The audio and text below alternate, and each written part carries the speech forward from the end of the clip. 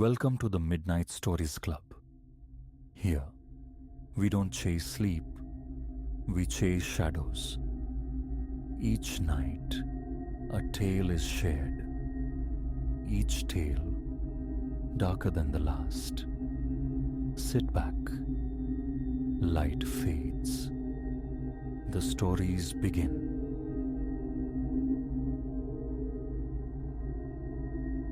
The first susurrus of voices, phantom whispers slithering through the skeletal remains of Blackwood Asylum, confirmed the gravity of my trespass.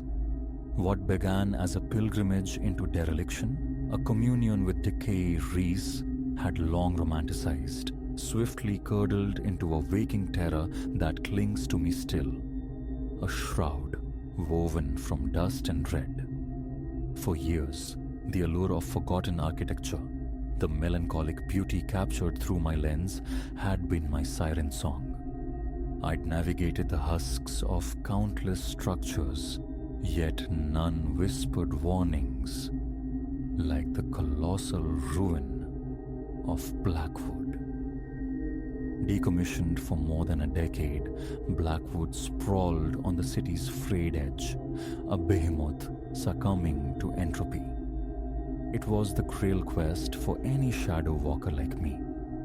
5 tiers of collapsing corridors, spectral operating theaters, and secrets layered thick as the grime. Months of meticulous planning culminated under a skyblade of moonlight. Ingress was almost insultingly simple. A warped plank beside a ground floor window yielded, sighing me into the belly of the beast. Stale air, heavy with the perfume of rot and pulverized plaster, met me like a physical presence. My torch beam sliced the oppressive gloom, illuminating peeling frescoes of paint and the silent, accusing shapes of abandoned gurneys. For an hour, euphoria reigned. My camera devoured the scenes.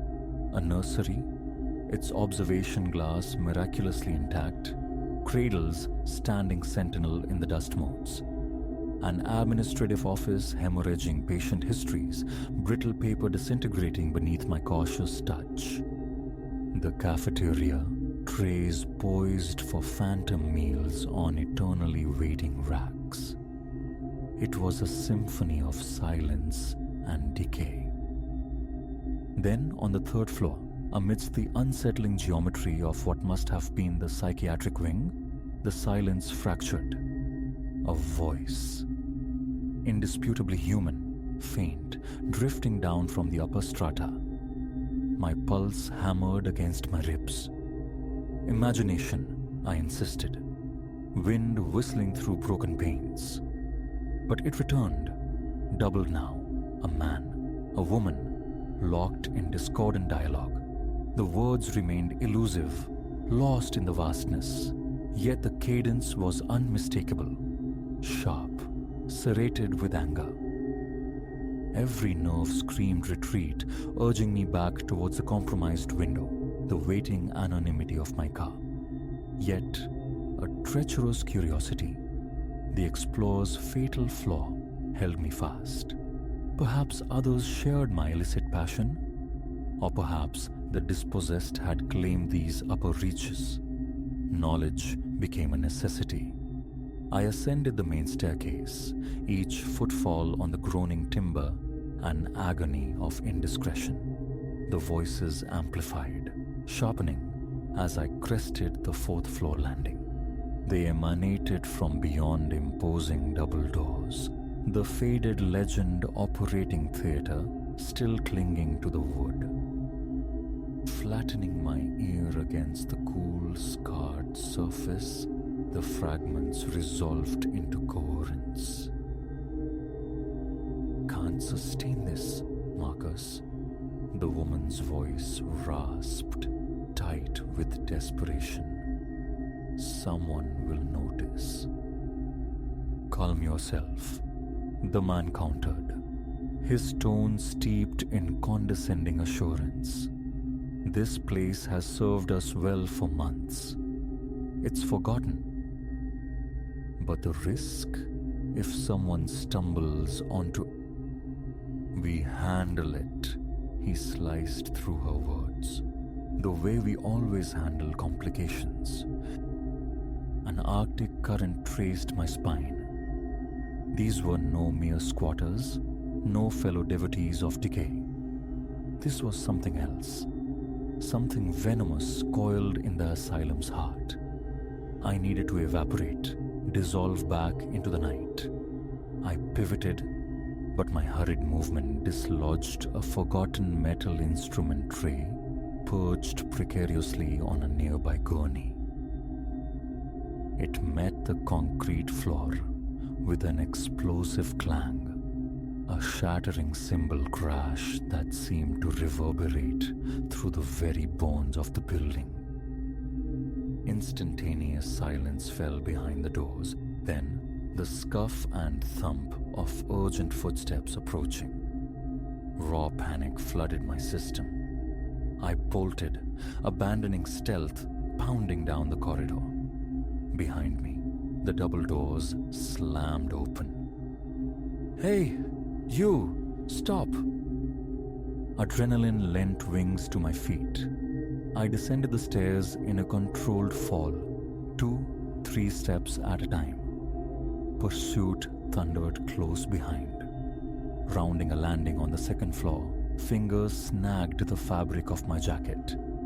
A violent twist, the sound of tearing cloth, and I was free, tumbling through the same fractured window that had admitted me. I landed awkwardly on the overgrown, dew-slicked lawn. My car, secreted a block away beneath whispering pines, felt impossibly distant. I reached it, breath tearing at my lungs, keys fumbling against the lock as distant shouts echoed. Flooring the accelerator, the tires spitting gravel, my rearview mirror captured 2 silhouettes emerging from the asylum's maw. Even across the distance, moonlight glinted off something cold and metallic clutched in the man's hand. A firearm.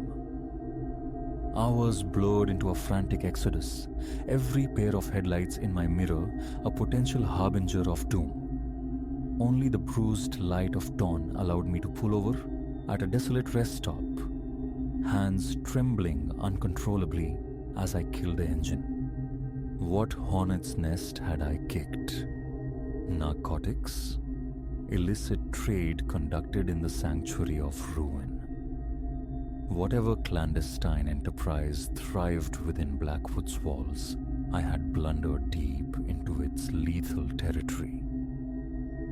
The police? The thought surfaced, then submerged under a wave of pragmatic fear. Trespassing felon overhears suspicious conversation? It sounded flimsy, pathetic, and the man's confidence served us well for months, hinted at insulation, perhaps even connections. No, the authorities felt like another layer of risk. Silence and distance seemed the only viable strategy. I feigned illness to my employer, barricaded myself within my apartment, and chanted the mantra that they hadn't seen me clearly, hadn't clocked my vehicle. But the quiet was illusory. Subtle disturbances began. Objects infinitesimally shifted from their usual places, a digital footprint on my laptop I couldn't account for. Twice, the unnerving certainty of being shadowed on rare venture for supplies, a persistent, nondescript sedan mirroring my turns. Paranoia became my unwelcome tenant. Sleep offered no refuge, shattered by phantom noises. I severed connections, ignored calls, let emails pile up unanswered. Concern radiated from friends, but confession felt like pulling them into the undertow with me. A week post-asylum, I returned home to find my apartment door hanging slightly open. My heart seized. Inside, chaos reigned. Drawers eviscerated, furniture brutalized. Yet, strangely, nothing tangible seemed absent, except, laid squarely on my kitchen table, was a single sheet of paper. Neat, precise handwriting delivered a message that turned my blood to ice. We know you. We know where you are. Stay silent, or our next visit won't be so restrained. That was the fracture point. A duffel bag hastily stuffed, my meager savings withdrawn in cash, and I fled. Days bled together on the asphalt ribbon, nights spent curled in the back seat, transactions conducted solely in untraceable currency. My phone, my cards, every tether to my former life, severed. 3 months have passed since Blackwood. I exist now in a nondescript town thousands of miles from the life I knew, washing dishes under an assumed name. Dyed hair, a beard, futile attempts at camouflage. Safety remains an abstract concept. Each diner patron entering, every vehicle idling too long at the curb, triggers a fresh spike of adrenaline. Nightmares replay the asylum's final moments in excruciating detail. Running feels finite. Eventually the reckoning must come, perhaps the FBI, a full unburdening. But for now, perpetual motion and the backward glance are my reality. The intoxicating thrill of exploring ruins has soured, replaced by the acrid taste of genuine peril. Some secrets I have learned with brutal finality fester best undisturbed. Some doors are meant to remain sealed. From this rented room, this liminal space, I contemplate the terrifying velocity of life's derailment. One curious moment, one step across a forbidden threshold, and the entire edifice of your existence can crumble.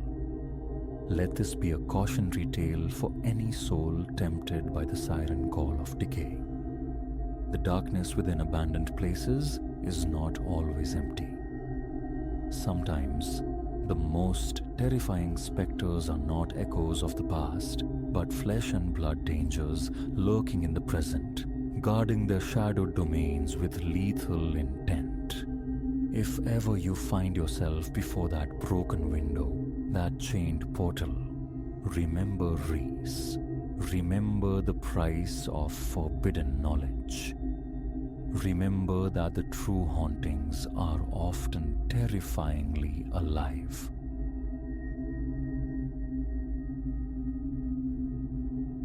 A stuttering crimson glow bled vacancy into the suffocating blackness. A desperate siren call on an ink-dark highway. My car coughed into the gravel-strewn lot, a void punctuated by skeletal trees. Exhaustion pressed down like a physical weight, blurring the edges of the world. Had I known the threshold I was about to cross, the harrowing passage this dilapidated haven promised, I would have driven straight into the abyss instead. Elias, that's the name stitched onto my weary soul, peddling wares across state lines like a modern-day circuit rider. 3 days, 3 states, a blur of asphalt and forced smiles. Midnight had long since surrendered to the deeper hours when the road finally swallowed all pretense of civilization. My digital oracle, the GPS, offered only static and indifference. Then, materializing from the gloom, the Oasis Motel. A cruel joke, perhaps, but sanctuary nonetheless.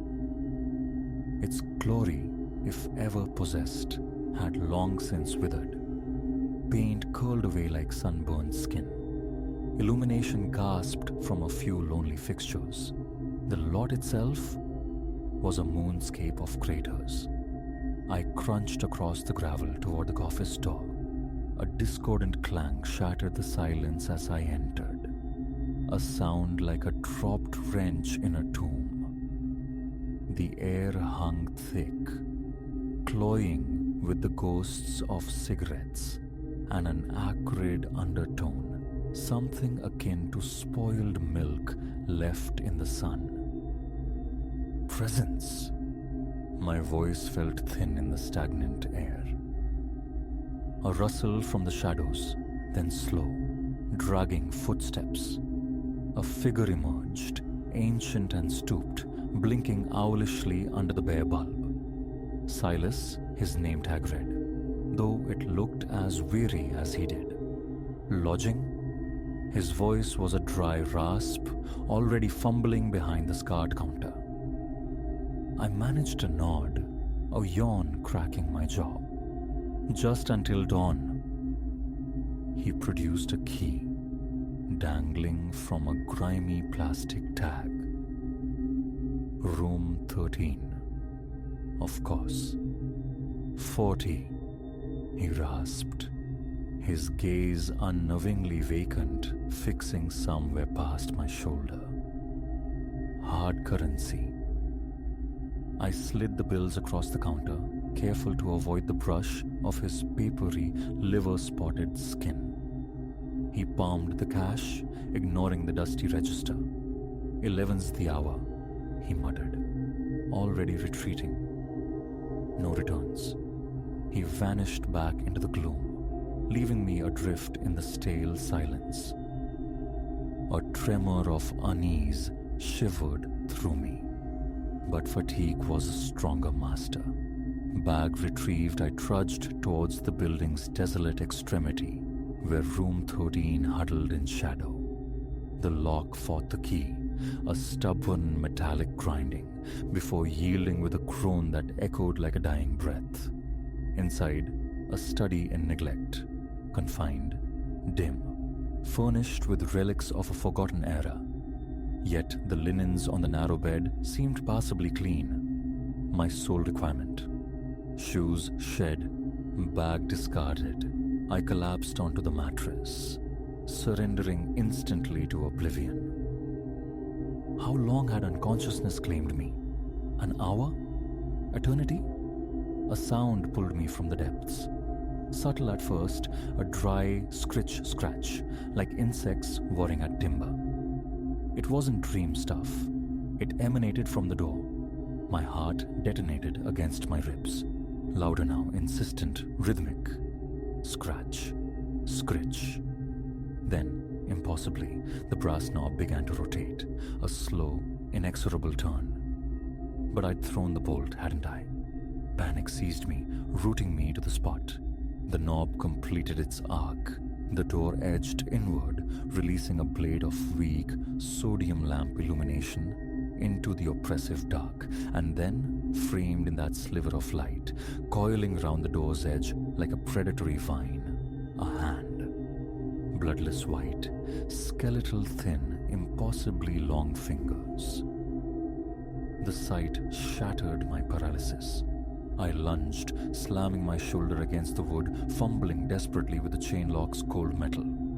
The spectral hand vanished instantly. A faint, sibilant sound, like escaping steam. Frustration? Malice? Who is it? My voice cracked, a pathetic attempt at authority. The authorities are notified. Only silence answered, thick and watchful. Then, the faintest whisper of retreating steps on the concrete walk. I remained plastered to the door, breath sawing in my throat, straining my ears against the frantic thrumming in my chest. Minutes bled into an hour before courage allowed a glance through the warped eye of the peephole. Nothing. Just the desolate walkway under the sickly lights. The remainder of the night was a vigil kept in a terrified huddle. The cheap desk lamp casting monstrous shadows, a small folding knife slick with sweat in my palm. Every settling groan of the old structure, every sigh of the wind, was a fresh assault on my frayed nerves. Leaving was unthinkable. the watcher might linger just beyond the light. Dawn arrived not with hope, but as a grey, grudging truce.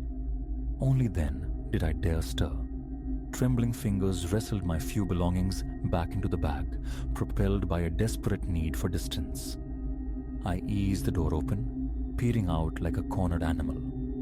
The walkway stretched vacant. The lot held only my sedan and a battered pickup truck, presumably Silas's chariot. I scuttled towards my car, flinging the bag onto the passenger seat, keys clattering in my unsteady hand. Departing already. The voice, dry as dust, materialized directly behind me. I spun, startled nearly out of my skin. Silas stood there, bathed in the unforgiving morning glare. He seemed less human now, more effigy, skin like old parchment stretched taut over bone, eyes like empty sockets reflecting the drab sky. An early appointment, I managed, the words catching in my throat. He inclined his head, the movement slow, reptilian. A faint, unsettling curve touched his lips. A pity. Our guests are infrequent. The emphasis, the faint sibilance on guests, resonated with cold dread. I muttered an incoherent farewell and scrambled into the driver's seat, engine roaring to life, tires spitting gravel as I fled the Oasis Motel's decaying embrace. The steering wheel vibrated under my white-knuckled grip, the conviction hardening within me. I had brushed against something profoundly wrong, something that wore a human face but wasn't human at all. What horrors awaited behind that door had it swung fully open? What entity desired entry into my meager room? Miles dissolved beneath my wheels, state lines blurred into insignificance, yet the Oasis clung to me. Even amidst the clamor of a brightly lit interstate truck haven, hours later, true calm remained elusive. Every blink conjured the image, that bone-white hand, the slow turn of the knob. Eventually, from the sterile safety of a distant city, I contacted the authorities near the motel's supposed location. They listened, recorded the details with professional detachment, but the undercurrent of skepticism was palpable. Honestly, bathed in the ordinary light of day, the night's events felt dreamlike, hallucinatory. Until the call, weeks later, a detective. They'd followed up. The Oasis Motel, shuttered, decrepit, according to all official records, abandoned for over a decade. Had I mistaken the place? The name? No. The image of that skeletal hand was seared onto my retinas, the chill of Silas's gaze forever imprinted. The open road lost its allure. The endless miles, the anonymous rooms, they became unbearable. I traded my traveling case for a keyboard, the highway's ribbon for the predictable grid of city streets. Now, familiarity surrounds me. Yet, in the deep quiet of the night, when sleep refuses its solace, a faint scritch-scratch sometimes seems to echo just beyond my own bedroom door. A chilling query surfaces. Did the presence in room 13 detach itself? Did it follow? Was it delirium born of exhaustion, a trick of the mind, or a brush with something ancient and predatory, lurking just off the beaten path? The truth remains elusive, shrouded in the memory of that night. All I know with certainty is this: Some empty places beckon with a promise of rest, but offer only deeper, more permanent voids. Some vacancies are warnings, better left unanswered.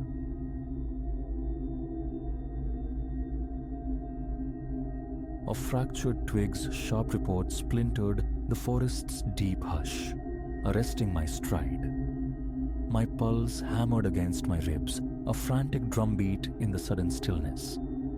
I swept my gaze across the tangled tapestry of ferns and roots, seeking the disturbance. Then, materializing from the dappled shadows, I saw him.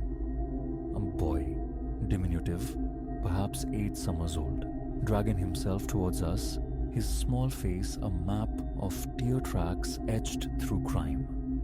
In that instant, utterly unsuspecting, I couldn't fathom this child was the threshold to a darkness that would cling to my thoughts for years. My name is Elias. The wilderness has been my sanctuary, my challenge, for the better part of my adult life. This trip, conceived as a simple weekend escape with my closest companions, Clara and Leo, promised respite. We'd sought out an obscure vein in the sprawling Adirondacks, deliberately shunning the well-trodden paths for the lure of untouched earth and profound quietude. Had we possessed even an inkling of what truly lurked within those ancient woods, we might have turned back. We'd been immersed in the rhythm of the hike, boots crunching on loam, for maybe 4 hours when the first strains of weeping reached us. Faint initially, a high, thin sound easily lost to the breeze sighing through the pines or the chatter of unseen creatures. Yet, as we pressed onward, the sound coalesced, undeniably human, saturated with a desperate sorrow. "Do you hear that?" Clara murmured, her brow knitting, a line of concern appearing between her eyes. Leo, ever the pragmatist, merely nodded, already angling off the barely discernible trail, drawn towards the lament.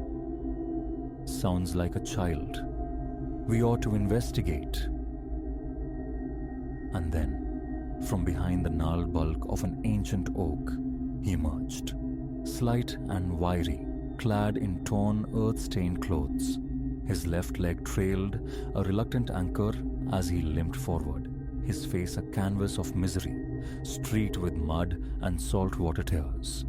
"Hello there," I offered. My voice softened, stepping towards him with deliberate slowness. "Are you all right? Where are your folks?" The boy's lower lip quivered, a prelude to speech. I fell down. My leg aches terribly. I don't know how to get back to my family." Clara knelt instantly, the nurse in her surfacing as she gently probed his injured leg. "Doesn't feel fractured, but walking on it is out of the question. We need to find him help." Leo, meanwhile, was already delving into his pack, retrieving the compact first aid kit. "What's your name, little man?" he asked. "Finn," the boy sniffled, his gaze pleading. "Please, can you help me find them? They'll be so worried." A silent current passed between Clara, Leo, and me, an understanding forged in shared empathy. Of course, we would help. The alternative was unthinkable. "Don't you worry, Finn," I reassured him, trying to project confidence I didn't entirely feel. "We'll get you reunited. Can you show us where you last saw your family?" Finn gestured deeper into the untamed woods, away from any semblance of a path. "We had a camp set up over that way, near a big stone that looks like a bear sleeping." A flicker of apprehension sparked within me. Venturing off trail, especially with a young child, courted trouble. I suppressed the thought. The boy needed his parents. That was paramount. With Clara lending Finn support on one side and Leo mirroring her on the other, we embarked into the denser woods, following Finn's vague direction. I took the vanguard, my hiking pole employed less for balance and more to part the thick, grasping undergrowth. As we progressed, Finn recounted fragments of his family's camping excursion, how exploration had led to disorientation and solitude. His narrative, however, seemed to subtly morph with each retelling, inconsistencies snagging at the edge of my awareness. I attributed it to fear and trauma. A child's mind, fractured by fright, often struggled with linear recollection. Perhaps 20 minutes into this detour, a profound shift occurred. The ambient symphony of the forest ceased. No bird song, no scuttling of unseen life in the leaf litter. Only a heavy, expectant silence that pressed in from all sides, unnerving and absolute. "Folks," I began, pitching my voice low. "Does this feel off to you?" Before either Clara or Leo could respond, Finn piped up, a sudden brightness in his tone. "We're nearly there, just beyond those tall pines." We pushed through a dense barricade of evergreens and stepped into a small, secluded clearing. Dominating its center was indeed a significant rock formation, its contours uncannily suggestive of a slumbering ursine giant. Yet the clearing was utterly devoid of human presence. No tent husks, no blackened ring of a recent fire, no scattered remnants of habitation. Nothing. "Finn," Clara began, her voice gentle but firm. "Are you certain this is the spot?" The boy nodded with emphatic certainty. "Yes, this is it. They must be out searching. Dad, Mom, I'm right here." His cry reverberated through the clearing, each syllable seeming to ricochet off the surrounding trees. Then, from the far edge of the clearing, an answer came.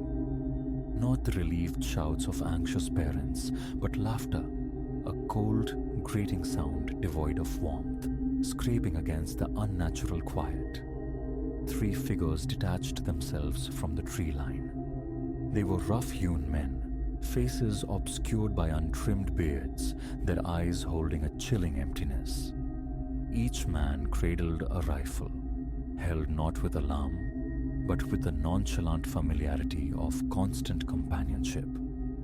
"Nicely done, Finn," one of them rasped, his voice like stones grinding together. He was clearly their leader. "Brought us some fine prizes, you did." Ice water seemed to flood my veins as the horrifying reality crashed down. Finn wasn't lost. He was the lure. "What is this? What's happening?" Leo demanded, instinctively maneuvering Clara and the boy behind his broader frame. The leader offered a smile that held no trace of mirth, only menace. "What's happening is simple. You people are going to give us your packs, your wallets, anything shiny.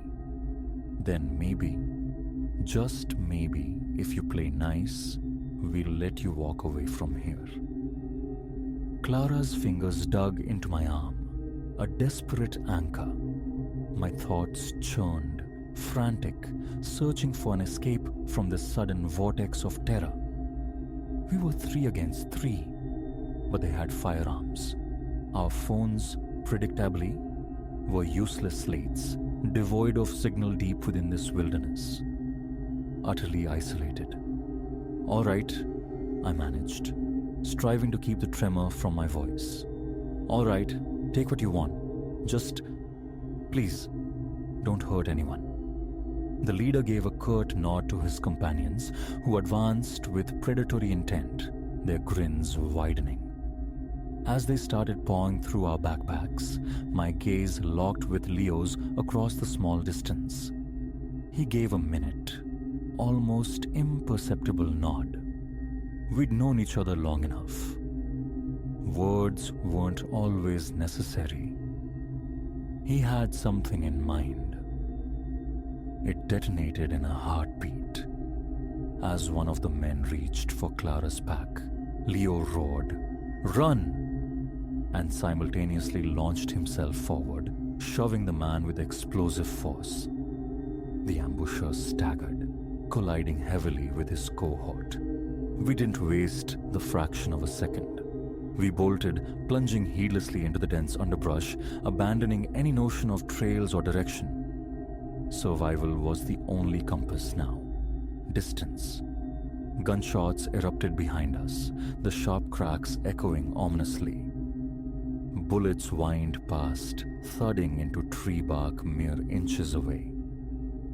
Clara cried out, a sound of pure terror, and I seized her hand, pulling her onward.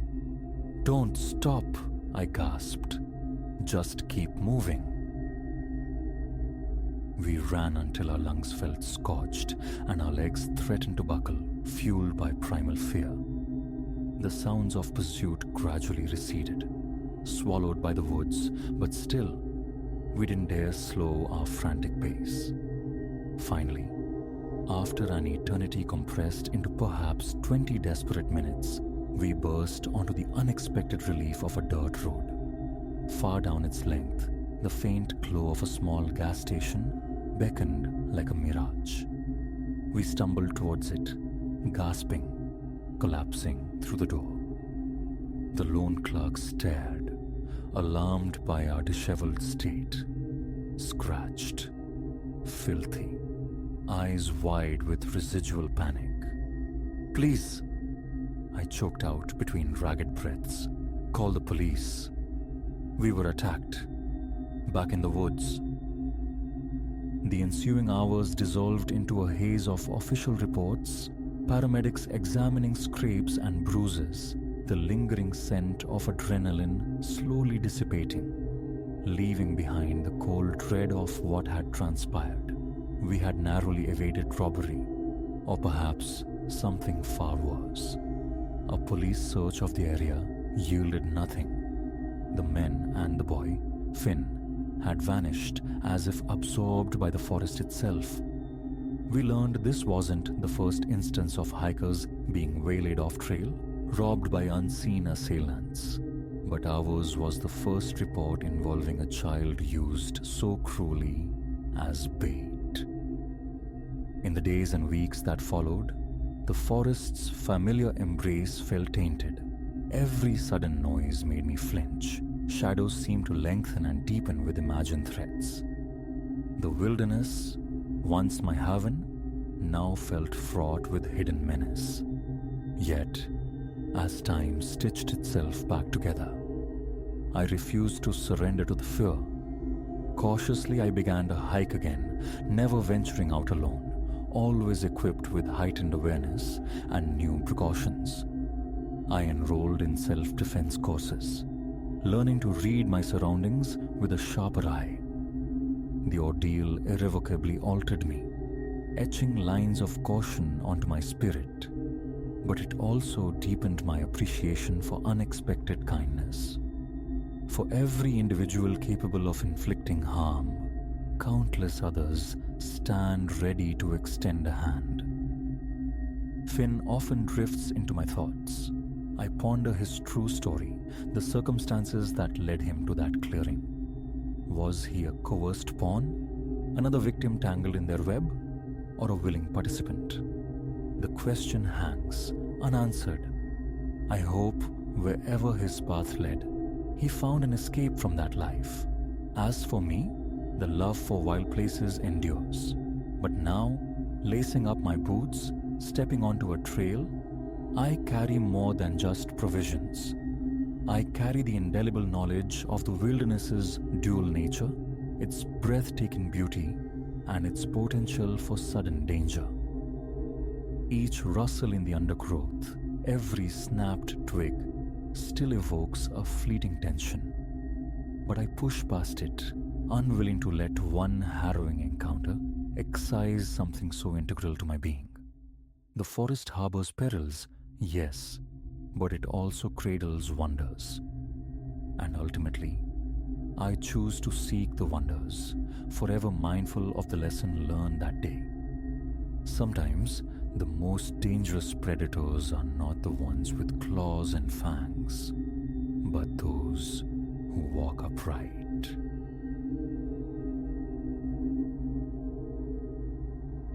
A peculiarity first snagged Elias's attention several weeks back.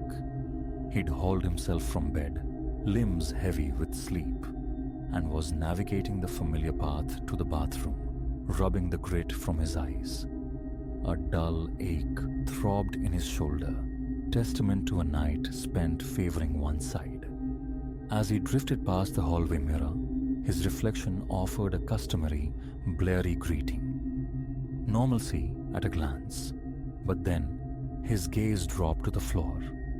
His shadow, the dark shape tethered to his heels, seemed reluctant.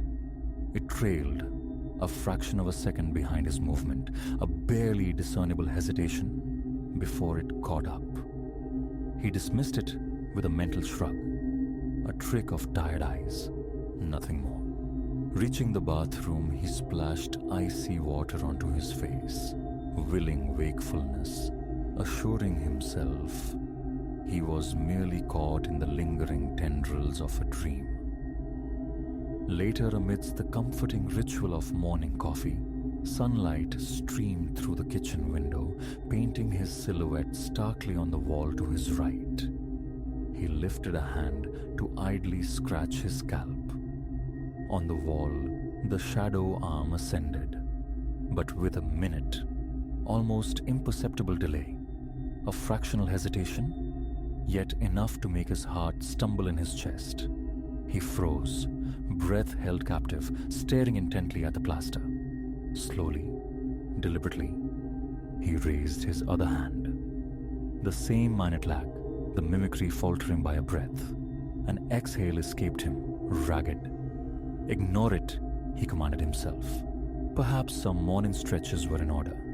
His eyes, surely, were playing tricks under the angled light. A demanding new project at work had left him frayed, sleep-deprived. Stress, exhaustion, convenient scapegoats readily embraced. Yet, the anomaly persisted across the ensuing days. Whenever bright light intersected his path, pinning his silhouette to floor or wall, the lag was there, a subtle desynchronization, just pronounced enough to seed a persistent unease. One evening, sprawled in the living room's embrace, the television droning forgotten narratives, a sharp crackle from outside snagged his attention. An animal investigating the bins, perhaps. He turned his head towards the sound. When he looked back, his shadow lay pooled on the floorboards, but it was drifting. A slow, almost languid creep sideways, utterly independent of his own stillness. For the first time, the delay felt less like a lag and more like intent. His mouth went bone dry. Fumbling, he switched on a nearby floor lamp, hoping the intersecting beams might dispel the illusion. The additional light merely sharpened the shadow's edges, throwing into stark relief the undeniable tilt of its head and shoulders, a posture Elias himself was not holding. He killed the television's drone and retreated hastily to the kitchen, hands trembling as he poured a glass of water, then another, gulping them down as if dousing an internal fire. Thoughts scattered.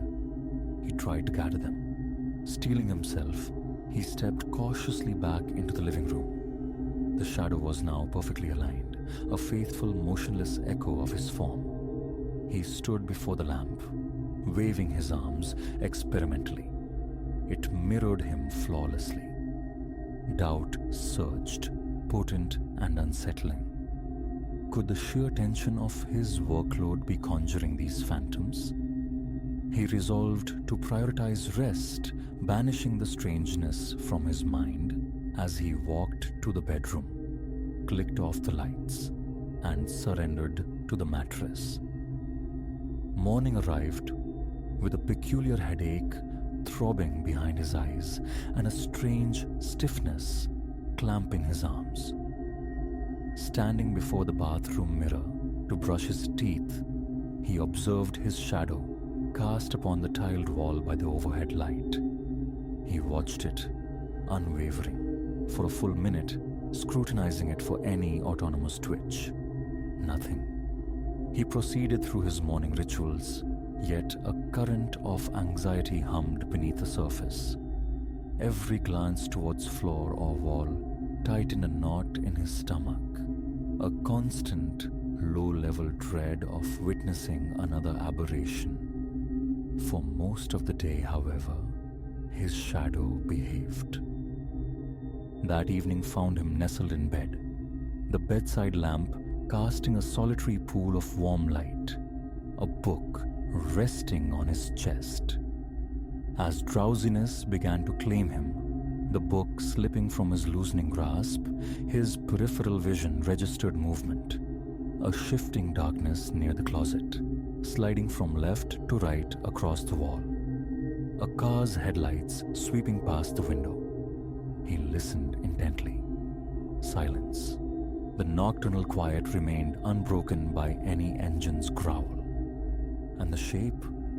It hadn't resembled any familiar object's cast silhouette.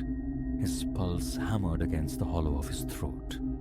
Slowly, minimizing any sudden motion, he slid from the bed and flicked the overhead light switch. The walls sprang into normalcy. His shadow lay precisely where it ought to be. Yet, gooseflesh prickled his arms, the fine hairs on his nape standing erect.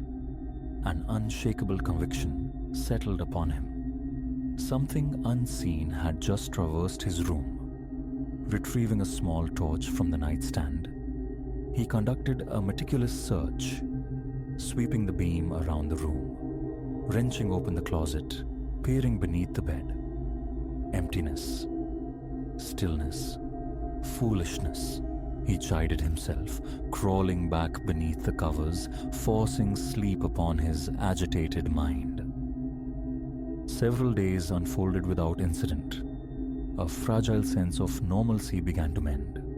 Then, in the unassuming light of midday, it returned.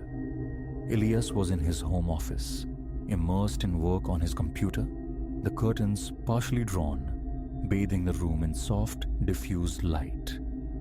He rose to stretch the kinks from his spine. As he turned, reaching for a mug perched on a nearby shelf, his shadow remained stubbornly fixed, still facing the empty computer chair for a pregnant second. It hadn't turned with him. A short, sharp gasp escaped his lips. His skin felt electric, crawling. He set the mug down with unsteady hands, backing away, eyes locked on the phenomenon. The shadow then pivoted, slowly, deliberately, as if belatedly recalling its duty, until it faced him. Once again, congruent with his form. Sweat beaded on his temples. Unsure what else to do, he strode to the light switch, flicked it off, then on again. The shadow winked out and reappeared, moving in concert with the shifting illumination, offering no further rebellion. His heart hammered a frantic rhythm against his ribs. Focus on breathing, he instructed himself. In, out. He closed the laptop, the screen going dark, and decided abruptly to walk, to seek refuge in the mundane reality outside. Under the descending twilight sky, everything felt blessedly ordinary. His shadow stretched long behind him under the nascent glow of streetlights, trailing obediently. No hint of temporal disconnect. The cool air was a balm. He walked for 15 minutes, letting the rhythm of his steps hopefully clear the static from his brain. Returning home, he sought the scalding solace of the shower, letting the hot water beat against his shoulders, staring blankly at the tiled wall. Extreme stress, he reasoned. A sleep disorder manifesting in waking nightmares. Surely, there was a rational explanation. That night, he extinguished all light save for a small lamp burning sentinel in the hallway, hoping pervasive dimness might starve the apparitions. Around midnight, however, nature called. Returning from the bathroom towards his bedroom sanctuary, he perceived a faint outline against the wall, a human silhouette, undeniably his own, yet cast without discernible illumination strong enough to render such clarity in the deep shadows of the room. He froze, his heart's frantic drumming echoing in his ears. The shape lifted an arm. Elias stood utterly still. He scrubbed at his eyes, a desperate gesture, then lunging for the switch, he flooded the room with light. The silhouette vanished. His throat felt constricted. Run? Stay? Indecision warred within him. He ended up pacing the confines of his bedroom, a caged animal, restless energy thrumming through him. His mind buzzed, frantic. Pulling out his phone, he typed desperate queries into the search bar. Shadow, moving on its own. Delayed shadow phenomenon. The results were predictably unhelpful. Fragments of folklore, fantasy tropes, superstitions that only amplified his burgeoning terror. Over the subsequent nights, the shadow's behavior escalated, growing bolder.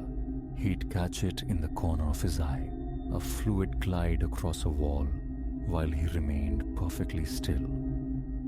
On a couple of occasions, he woke abruptly, gripped by an oppressive certainty of being watched, his eyes snapping open to find that dark silhouette huddled in a corner, seemingly observing him. It always dissolved the instant he activated a light source, but the residue of fear lingered, the pound in chest, the clenched muscles. He took to leaving lamps burning in the living room and hallway through the night, a futile attempt to banish the darkness where it seemed to thrive. It made little difference. One evening, seated at the kitchen table, picking at a solitary dinner under the bright overhead fixture, he felt a subtle shift in the air, like an invisible current passing by.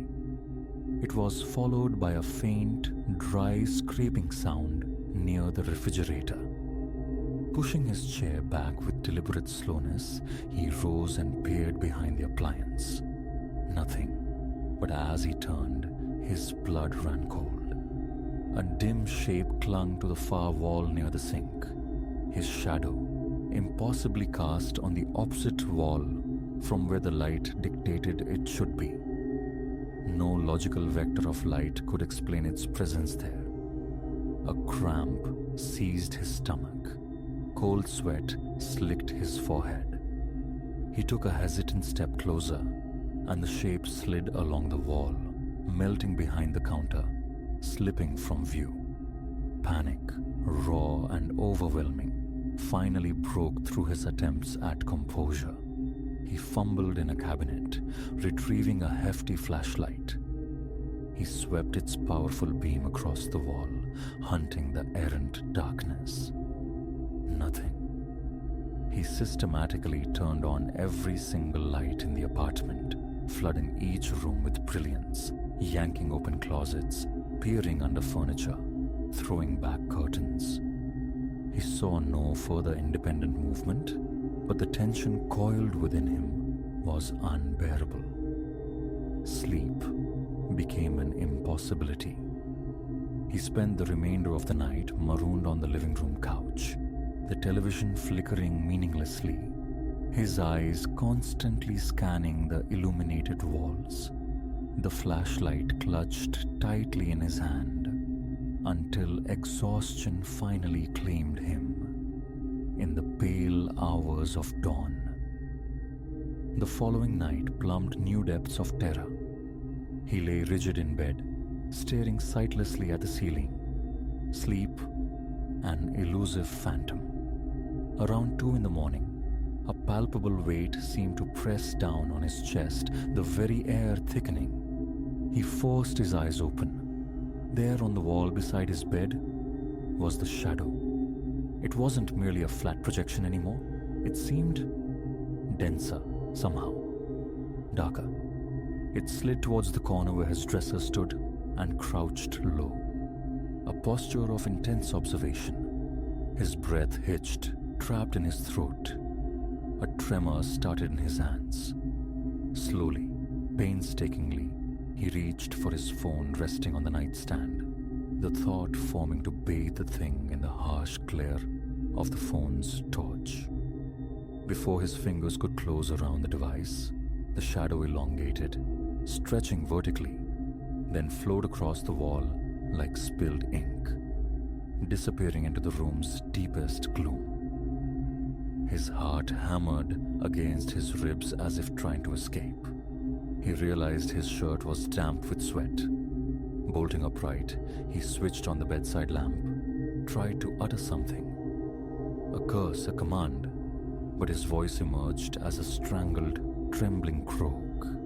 The impulse to shout at it, to demand it leave him be, warred with a paralytic fear that stole his words.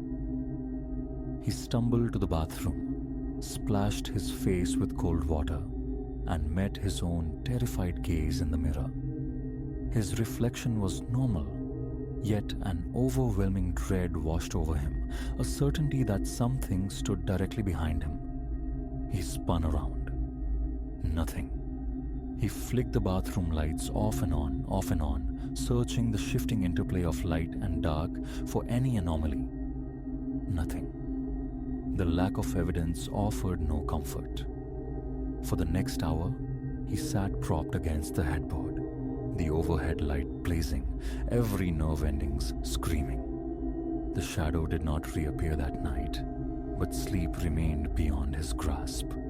His head throbbed, his legs twitched with unspent adrenaline, and his stomach churned relentlessly.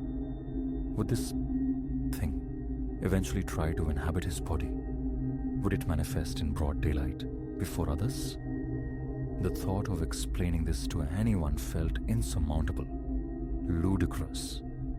Eventually, sheer depletion forced him to lie down, eyes squeezed shut. He didn't know when oblivion finally took him, only that he woke late the next morning to the glare of the still burning lights, his eyes bloodshot, his back aching, feeling utterly unrested. A cautious scan of the room revealed no lurking darkness, no telltale smudges on the walls. He switched off the light and trudged towards the kitchen, the need for coffee a primal urge. A fleeting, desperate thought surfaced. Smash every bulb, embrace the darkness. But he knew, with chilling certainty, it wouldn't help. This entity, whatever it was, no longer seemed tethered to the physics of light. It manifested where it willed. In the subsequent days, Elias attempted a facade of normalcy. He commuted to work, performed his duties with robotic focus, returned home. His appetite vanished. He startled at every flicker of movement in his peripheral vision. Concerned colleagues inquired about his well-being. Allergies, he'd mumbled. A lingering flu. He compartmentalized, preserving his professional life, but each evening, returning to the solitude of his apartment, the tension would ratchet up anew. Lock the door, turn on all the lights, sit, listen. Listen for the scrape, watch for the glide. Sometimes he'd catch a fleeting glimpse on a distant wall, and his spine would turn to ice. Once or twice, he felt an ephemeral brush against his skin, like a pocket of frigid air swirling past his arm. But turning, looking, there was never anything but the familiar architecture of his home, the ordinary shadows pooling in the corners. 2 nights ago, sleep ruptured around 3 odd a.m. His eyes opened onto the silhouette standing starkly against his bedroom wall. Not crouching this time, but erect, still, waiting. He blinked, a slow, disbelieving motion. As he watched, the shape seemed to step away from the wall, detaching itself momentarily, leaving behind a faint, greasy smear of darkness on the paintwork before resolving back into flatness. He rubbed his eyes fiercely. When he looked again, the wall was clean, unmarked. He remained awake, rigid, until the first grey light of dawn bled through the window, fear a relentless caffeine keeping him wired and alert. I'm setting this down, Elias thinks, because it's escalating, because denial is no longer a viable refuge. The tricks of light, the fatigue, the stress, none of it accounts for this. It's real. It's here, in his apartment. His shadow, somehow unbound, loosed from its primordial tether. It doesn't require his movement as impetus. It doesn't necessitate a light source for its existence. It lingers in corners, oozes across floors, materializes on walls in defiance of physics. Faint scrapings attend its presence. Sometimes the air grows heavy, cold. When it moves now, it feels less like mimicry and more like exploration, like it's testing its freedom, seeking a way to fully sever the connection, to tear itself away from him entirely. He doesn't know its nature, its name, or how one might combat such an intimate horror. Is it some parasitic entity feeding on his mounting fear? Is it a fragment of himself given monstrous autonomy? He only knows its reality, the corrosive sleeplessness it inflicts. Keeping every light burning is a hollow gesture. It appears where and when it chooses. The worst moments are when it simply stands, motionless, observant, radiating a chilling patience. His hands tremble constantly now. His heart maintains a frantic, erratic beat. Leaving this place, seeking refuge elsewhere, the thought offers little solace. Where could he possibly go? His shadow follows. That is its nature. That is its definition. He is tethered to it, cornered not just in his home, but within his own existence. He tries to remain vigilant, eyes ceaselessly scanning every surface, every potential canvas for its appearance. The flashlight has become a near constant companion, wielded even in daylight, a flimsy ward against the encroaching dark. He cannot articulate this terror, cannot confess it to another soul, and so he lives with it, breathes with it, hoping against hope it won't strengthen further, won't finally act upon its silent promise, won't shatter the fragile remnants of his sanity with each deliberate creep across his walls. That is the entirety of his existence now. Waiting, hyper-alert, trying not to flinch when he sees it stirring, coalescing in the periphery. It's there. It wants out. And Elias is consumed by the terrifying question of what happens to him, to it, if it finally succeeds.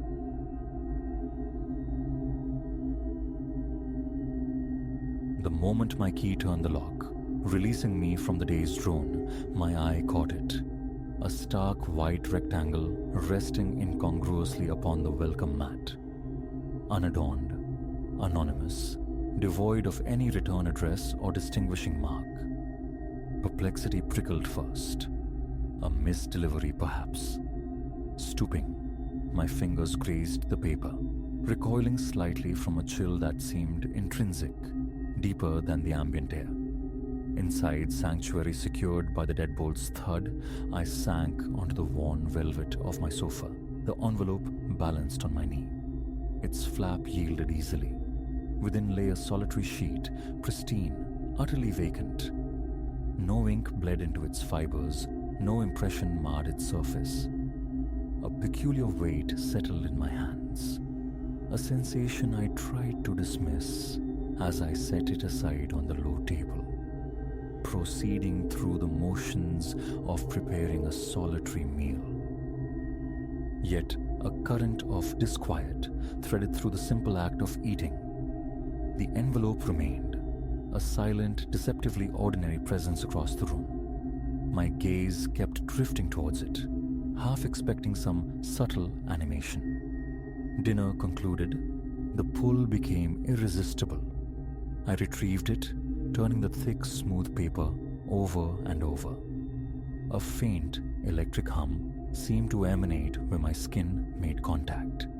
Holding the blank page aloft, scrutinizing it against the lamplight, I hunted for watermarks, for latent script, for anything at all. Emptiness stared back. Logic dictated discarding it. Yet an inexplicable reluctance stayed my hand. Leaving it upon the table, a pale sentinel, I retreated to my bedroom. Sleep proved elusive that night, my mind a frantic loom weaving questions. What tethered me to this void on paper?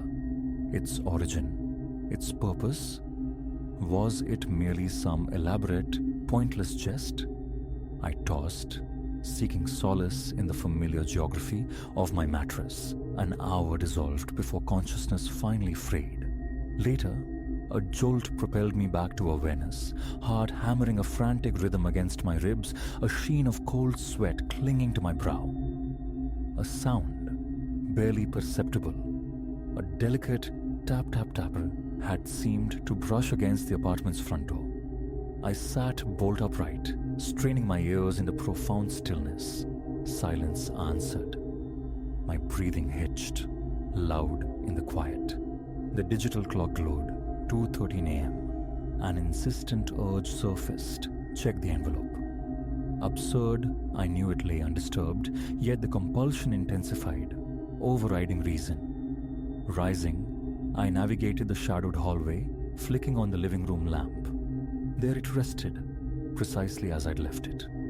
Or perhaps not. In the sudden glare, its surface seemed to shimmer, possessed of a fleeting liquid quality. Hesitantly, I picked it up. My thumb traced its expanse, encountering a subtle graininess absent before. Faint, incorporeal shapes writhed beneath my touch, vanishing the instant I tried to focus. My pulse throbbed, a heavy beat against the silence. My hands trembled slightly.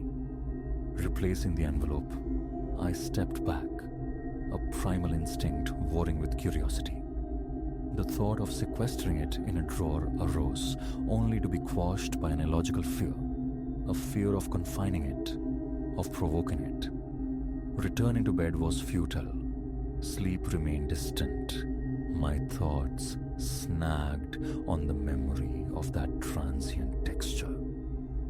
I listened for further knocks, but the apartment held its breath for the remainder of the night. Dawn arrived unwelcome, finding me frayed and unrested. The rituals of morning, dressing, a hasty breakfast felt automated. My eyes sought the envelope. Under the pale morning light, it appeared utterly mundane once more. Smooth, blank, innocuous. A tentative poke with my finger yielded nothing extraordinary. Yet the undercurrent of otherness persisted. On impulse, I slipped it into my satchel. The thought of leaving it unattended in the apartment felt vaguely perilous. Work was a blur of distraction, my concentration fractured by the insistent memory of the white rectangle. At lunch, Secluded in a corner of the sterile break room, I withdrew it. Under the unforgiving fluorescence, it remained stubbornly blank. Colleagues glanced over, incurious. Again, I ran my fingers across its surface. Nothing. Defeated, I put it away, forcing my attention back to spreadsheets and reports. The sun bled orange and purple across the skyline as I drove homeward. Stepping inside, the apartment's atmosphere felt denser, the air stagnant, the familiar living room cast in premature twilight. Light switches clicked, banishing the gloom. My satchel landed on the sofa. The envelope emerged, returning to its station on the coffee table. I stared, waiting. The evening unfolded with glacial slowness. Dinner preparation was an exercise in controlled anxiety. Each chop of the knife, each sizzle in the pan, punctuated by glances towards the silent paper. It offered no clues, remained inert. I ate, washed the dishes, sought refuge in the flickering inanity of television. Relaxation was a pretense. Every few minutes, my gaze snapped back to the envelope. Irrational, I chided myself. Just paper. But the tingling awareness in my limbs, a low-level static whenever I looked its way, refused to be silenced. Midnight approached. Switching off the television, I began the bedtime routine. One last long look at the envelope on the table. I decided to leave it there again, a deliberate test, wanting to witness if the textural anomaly would repeat. In my bedroom, door closed, I lay rigid in the darkness, muscles taut, pulse a dull drum in my temples. Slow measured breaths eventually coaxed me towards the edge of sleep. Then, from the depths of the night, it returned. The same soft rapping, not distant this time, closer, impossibly close, as if originating from my very bedroom door. My eyes flew open.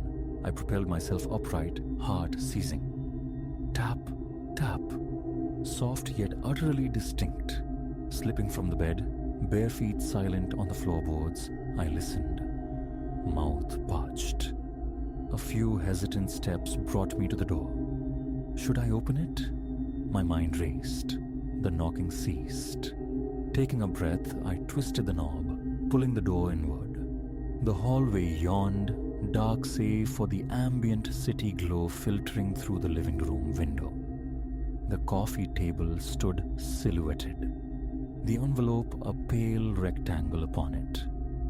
No movement, yet the air felt charged, expectant, waiting. Fumbling for the hallway light, I flooded the space with illumination and advanced. The envelope's surface rippled, not subtly this time, but with a distinct, undulating motion, like miniature waves traversing the paper.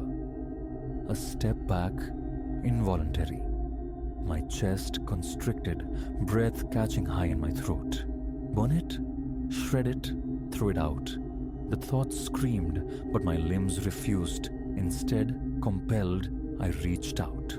My hand hovered, then touched. A jolt, fierce and electric, shot up my arm. Fleeting impressions flashed across the paper surface. Shapes, glyphs, almost letters, too ephemeral to decipher, dissolving before they could register. The memory of the knocking echoed internally. A phantom rhythm, an impulse, strong and undeniable, urged me to open it again. Lifting the flap, I peered inside. The sheet remained blank, yet holding it, I could have sworn I felt a faint, rhythmic thrum against my palm. Like a captive heartbeat. A bizarre compulsion made me draw it closer to my face, scrutinizing the empty expanse, willing something to appear. Nothing. I became aware of myself then, standing in sleep clothes, trembling in the artificial light, captive to a piece of paper. Sliding the sheet back into its sheath, I placed the envelope carefully on the table and retreated backward, step by measured step, until I reached my bedroom. I closed the door and, for the first time ever in my own home, turned the lock. Morning brought grogginess and a sense of profound unease. Entering the living room, I braced myself, half expecting what? The envelope levitating? Shredded confetti? It rested exactly where I'd left it, placidly normal. An idea sparked. From a kitchen drawer, I retrieved a utility lighter. Returning to the coffee table, thumb poised over the ignition wheel, I brought the nascent flame towards one corner of the envelope. My hand began to shake violently. A wave of visceral nausea washed over me. The flame wavered. My nerve fractured. Pulling back sharply, chest tight, I set the lighter aside. The simple act of destruction felt impossible, forbidden. Defeated, I carefully took the envelope, sealed it within a heavy-duty plastic zip bag, and placed the bag inside an old wooden keepsake box. This box I consigned to the back of the coat closet near the entrance. Keys in hand, I fled the apartment, hoping containment might equate to control. All day, the soft knocking reverberated in my memory. The fleeting shapes on the paper haunted the periphery of my thoughts, impossible to recall with clarity, like glimpsed movement in the dark.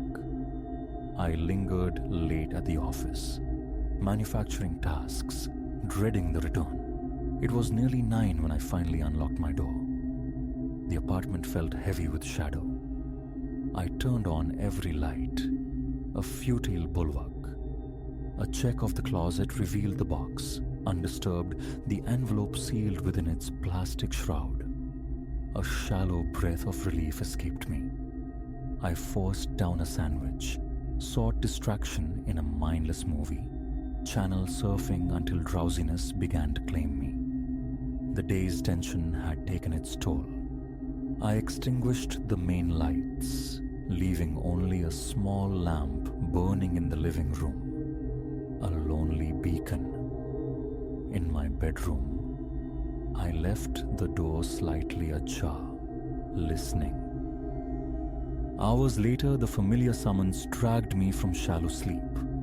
Tap, tap, soft, insistent, from the direction of the front door this time. Switching on the bedside lamp, I rose, moving with stealthy caution towards the living room. My gaze fell upon the closet. The door stood open several inches. A cold dread seeped into me. I distinctly remembered closing it flush. Heart pounding. I flicked on the closet light. The wooden box sat on the shelf, lid firmly closed, but positioned on the opposite end from where I had placed it. Trembling fingers reached for it. Setting it on the floor, I lifted the lid. The plastic bag remained sealed. Inside, the envelope rested not flat, but tilted at an odd angle, as if it had shifted within its confines. Unzipping the bag, I withdrew the envelope. It felt distinctly warm. The potent tingling sensation surged up my arms, stronger than before. Was that a whisper, thin as cobweb, or merely the draft sighing beneath the door? Panic flared. I scrambled back to my bedroom, unearthed an old forgotten backpack from the wardrobe steps, shoved the envelope inside, and zipped it shut with frantic haste. Tossing the backpack into a corner, I leaned against the wall, breath coming in ragged gasps. The presence in the apartment was no longer subtle. It was a palpable charge in the air, thick and watchful. Wide awake now, I remained there for what felt like hours, eyes fixed on the unassuming backpack. Eventually, I perched on the edge of my bed, mind a maelstrom, watching the digital clock tick towards 4 a.m. Sleep was unthinkable. I kept vigil over the backpack, anticipating movement, a bulge, a sound. Nothing overt occurred. With the first grey light of dawn, I brewed coffee I couldn't drink, my stomach churning. Action was necessary. Grabbing the backpack, I fled the building, got into my car, and drove, leaving the city sprawl behind until I reached a quiet stretch of road bordering empty fields. I pulled over, engine off, silence descended, broken only by birdsong. I retrieved the envelope from the backpack one final time. Under the clear morning sky, it looked utterly, deceptively ordinary. I walked a few paces into the tall, dew-kissed grass and placed it carefully on the earth. Returning to the car, I started the engine, the sound unnaturally loud. Driving away, a tightness gripped my chest, but I didn't look back. Home felt different, lighter. I moved through the rooms, testing the air. The oppressive weight had lifted. The atmosphere felt cleansed, neutral. That evening, I managed a calm meal, the first in days, and settled into a quiet normalcy that felt both welcome and fragile. But later, much later, lying in the perceived safety of my bed, I heard it. A faint, hesitant tapping at my front door. The exact gentle cadence. My pulse leaped. Creeping towards the entrance, hands slick with sweat, I peered through the peephole. The hallway beyond was empty, bathed in the low, functional light. No one there. I stood frozen for long seconds, indecision warring with fear. Finally, heart hammering, I unlatched the deadbolt and pulled the door open just a crack. Empty, silent. The hallway stretched vacant in both directions. Stepping back inside, I secured the lock, the tumblers clicking loudly in the stillness. My thoughts flew back, inevitably, to the envelope abandoned in the field. A chill permeated my bones. Had it followed me? Or had the entity it represented never truly departed? Now, I sit in my living room, fingers digging into the armrest, legs leaden. The knocking persists, not always physically, but as an echo in the chambers of my mind, a rhythm I cannot unhear. Sleep is fragmented, punctuated by phantom footsteps, imagined taps on the walls that jerk me awake, listening intently into the unresponsive silence. Morning finds me depleted. The routine continues, but beneath the surface, the connection hums. Leaving for work each day, I half expect to find that white rectangle waiting on the mat. It's never there. Just the ordinary world, going about its business. I don't understand what is happening, or how to make it cease. The presence lingers, a subtle pressure in the quiet hours. Sometimes I find myself standing by the door, listening. My hands still tremble when I recall the fleeting shapes, the almost words on the paper.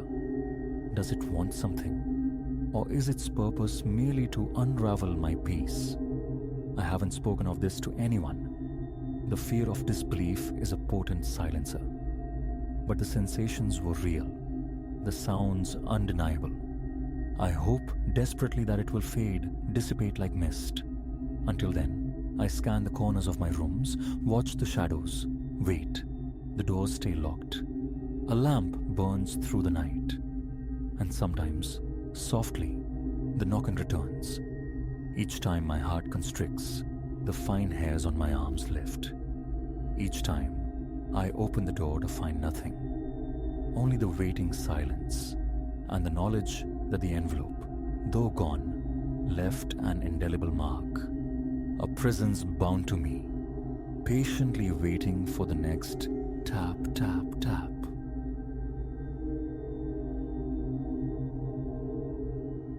Before me, The farmhouse materialized from the tempest, a spectral silhouette against the bruised twilight, promising sanctuary. A fool's promise. Had I known, the knock-in fist against its timber would echo as the hammer sealing my own confinement. Liquid fury assaulted the windscreen. The wipers thrashed, valiant but futile against the blinding cascade.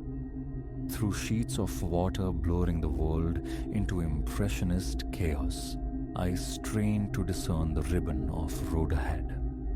My knuckles were bleached bone against the wheel's grip.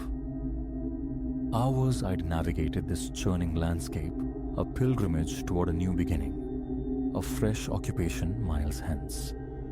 Then the storm, erupting without preamble, twisting bucolic serenity into a labyrinth of slick asphalt and suffocating gloom. A jagged scar of lightning tore open the sky, illuminating, for one stark heartbeat, a fallen titan sprawled across my path, a tree branch, thick as a man's waist. Instinct slammed the brakes. Rubber shrieked surrender on the waterlogged surface, the car pirouetting in a sickening hydroplane. My heart vaulted against my ribs as I wrestled the wheel, a desperate prayer on my lips. We slithered to a halt, mere inches shy of the wooden barricade. A ragged gasp escaped me, adrenaline singing a high, thin note in my veins. Proximity to oblivion leaves a taste like copper. Engaging reverse, I sought escape, an alternate thread through the maze. The engine coughed, sputtered, then fell silent. "Not now, please, not now," I whispered, twisting the key again. Only the hollow click of depletion answered. Panic, cold and sharp, began its insidious crawl. Stranded, engulfed by a squall of epic proportions, tethered to a lifeless machine in the vast, indifferent nowhere. My phone, clutched like a talisman, offered only the stark, mocking epitaph. No service. Another lightning flash, farther off this time, revealed a pinprick of light nestled amongst the skeletal trees. A dwelling. Solitary. My sole beacon. Snatching my coat, a flimsy shield against the elements, I inhaled the storm-charged air and plunged into the maelstrom. The rain, glacial and pitiless, seeped through fabric, plastering clothes to skin in seconds. Mud sucked greedily at my boots, each step an effortful squelch. Wind howled a banshee's lament, whipping strands of hair across my eyes as I staggered toward that distant, fragile luminescence. Minutes stretched into an eternity before I collided with a rustic wooden fence, its timbers slick with rain.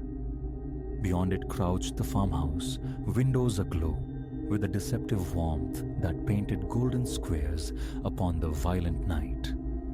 Relief, potent and unexpected, brought tears stinging to my eyes. I hastened up the groaning porch steps, arms wrapped tight around my shivering frame, and rapped upon the door. Let someone be within, please. The portal groaned open, revealing an elderly woman framed in the warm light. Silver hair, disciplined into a severe bun, crowned a face etched with time. A floral apron lay draped over the dress of austere simplicity. "Saints preserve us, child," she breathed, her gaze sweeping over my drenched, pathetic state. "Come away inside. Escape this dreadful night." Gratefully, I crossed the threshold, instantly swaddled in warmth and the comforting aroma of baking yeast. "Thank you. Oh, thank you," I managed, teeth rattling a frantic rhythm. My car. It failed me up the road. I hoped, perhaps, your telephone. But of course, dear, the woman murmured, securing the door against the tempest's roar. I am Agnes. And this, she indicated an older man emerging from an adjoining room, drying his hands on a cloth, is my Silas.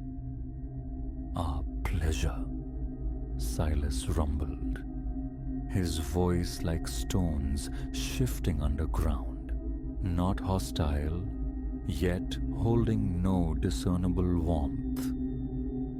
Foul evening for travel. I offered my name, Elara, and recounted my predicament. While I spoke, Agnes fussed about, procuring a thick towel, urging me toward the hearth where flames danced with hypnotic grace. Afraid the storms claimed our telephone lines as well, Silas stated, a note of what might have been apology in his tone. But you're welcome to shelter here till dawn. We can see you into town afterward, arrange assistance for your vehicle. A flicker of hesitation. Accepting lodging with utter strangers felt precarious, yet the alternative was unthinkable. That is profoundly generous, I conceded. Truly, I'm indebted. Agnes beamed, a sudden, startling brightness. Nonsense, dear girl. No trouble whatsoever. Now let's find you something dry. I'm certain I have garments that will serve. She guided me upward toward a small chamber beneath the eaves. Wallpaper, patterned with flowers dissolving like old memories, clung to the plaster. The bed, draped in a handmade quilt heavy as secrets, looked obscenely inviting. From a tall dresser, Agnes retrieved a nightgown and robe. These ought to suffice, she offered. Make yourself comfortable. Hot soup awaits downstairs. She departed, leaving me in the sudden quiet. Shucking my sodden clothes, a wave of gratitude washed over me for their apparent benevolence. Such kindness felt anomalous in a cynical world. Clad in the borrowed, slightly musty garments, I descended. The soup was rich, restorative, chasing the chill from my bones. As I ate, Agnes and Silas maintained a gentle current of conversation, inquiries about my destination, my origins. It felt deceptively normal, almost suffocatingly safe. Yet, as the hours drew on, dissonant notes began to surface beneath the placid surface.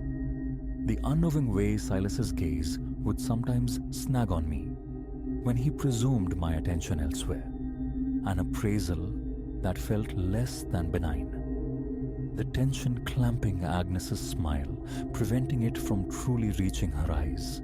The small brassy locks affixed to the outside of my guest room door.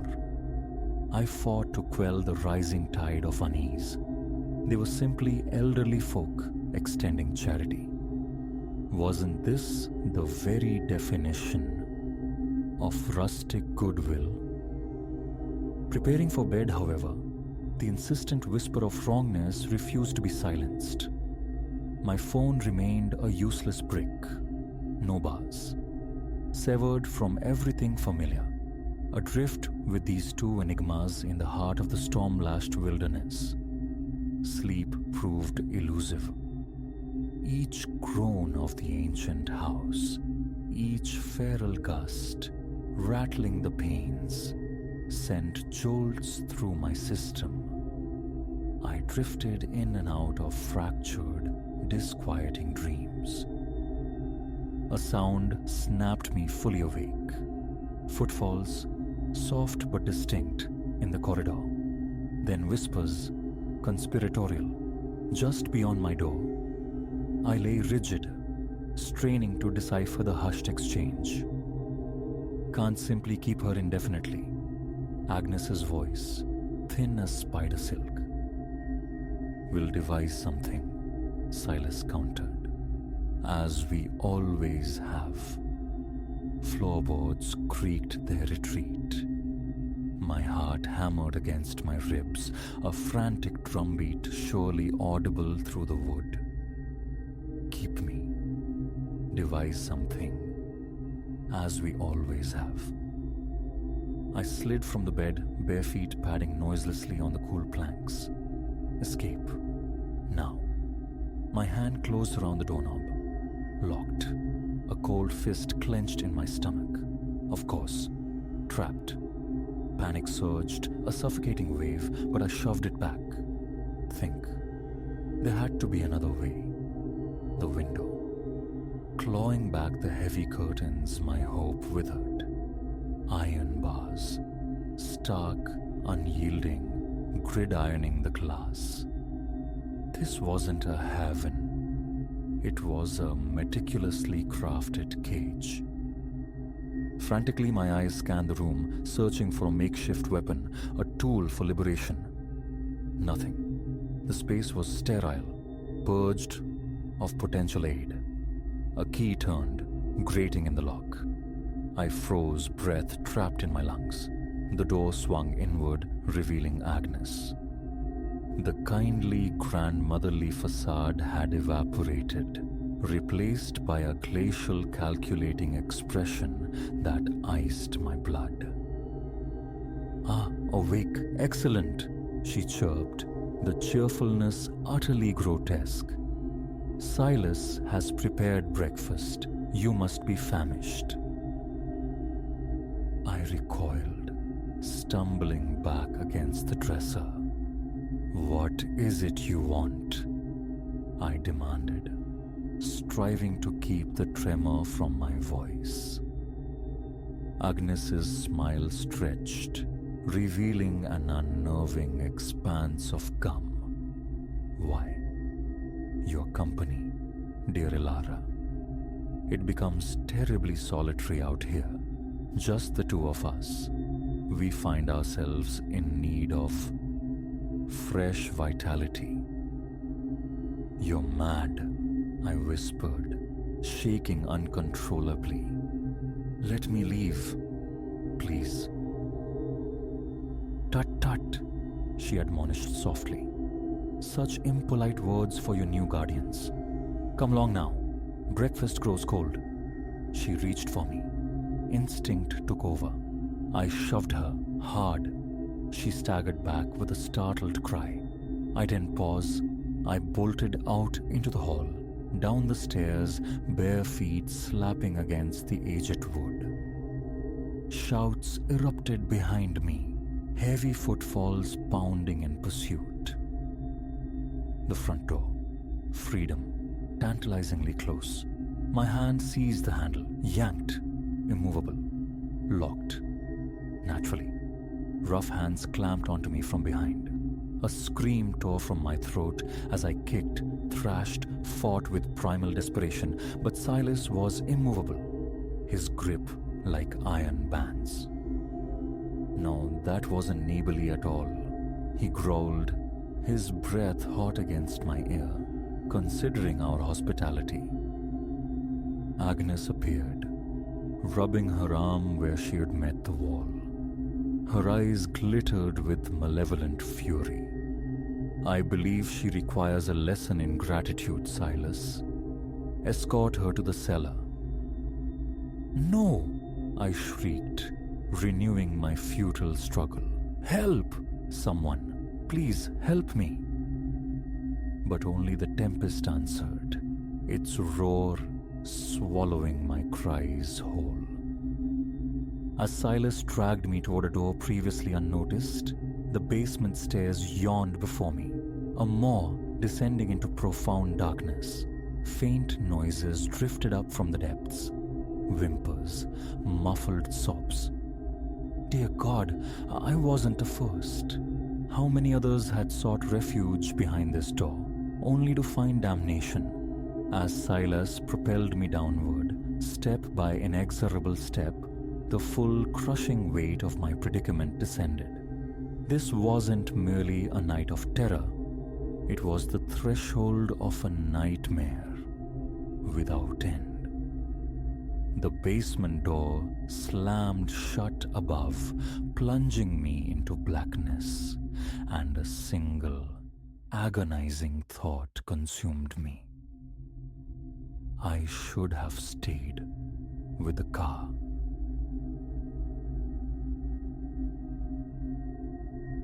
The deluge hammered the sedan's roof, a relentless percussion against the night's oppressive silence.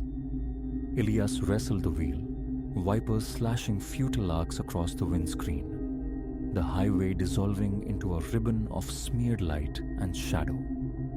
Then, an apparition coalesced from the downpour, a figure, spectral and drenched, stumbling along the asphalt's ragged edge. A visceral clench in his gut urged him onward, away from the anomaly, away from the storm's stray offering. Yet, compassion, or perhaps morbid curiosity, anchored his foot to the brake. He eased the car onto the shoulder, hazard lights pulsing like a fading heartbeat in the encompassing blackness. The window descended with a reluctant whine, admitting a spray of cold rain. She approached, a curtain of sodden hair veiling her face, clothes plastered to her frame. Trouble? Elias projected his voice over the storm's roar. Need a lift somewhere? She lifted her head. The suddenness of it, the raw panic flaring in her eyes, sent a chill deeper than the rain's touch down his spine. A dark smudge marred one cheek. Mud, he hoped, though the thought felt flimsy. Please, the word was a ghost of sound, fragile against the tempest. Help me. Rationality shrieked retreat, but he thumbed the lock release. She slipped into the passenger seat, trailing the scent of drenched earth and something else, sharp and metallic, that prickled his nostrils. Thank you, she exhaled, pushing damp strands from her forehead. In the intermittent glow of passing headlights, Elias saw youth, perhaps early 20s, features fine beneath the grime and exhaustion. She looked like she'd clawed her way through something terrible.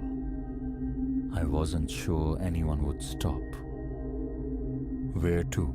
He asked, coaxing the car back onto the slick road, aiming for nonchalance. A pause, infinitesimally small, yet palpable. Oak Haven, the next town. You know it. Elias nodded. 30 miles distant, a pinprick on the map, familiar only as a landmark on his endless sales circuit. I'm Elias, he offered, the formality feeling absurd given the circumstances. Lyra, she returned, but her voice held a brittle quality, suggesting the name was borrowed, temporary. Silence descended, thick and heavy, broken only by the rhythmic sweep of the wipers and the rain's drumming tattoo. Elias stole glances at her. Her attire, though soaked and stained, hinted at expense. She sat coiled, a study in tense vigilance that scraped against his nerves. So, he ventured, the quiet becoming unbearable. What has you wandering out here on a night like this? Lyra flinched, as if the question were a physical blow. My car.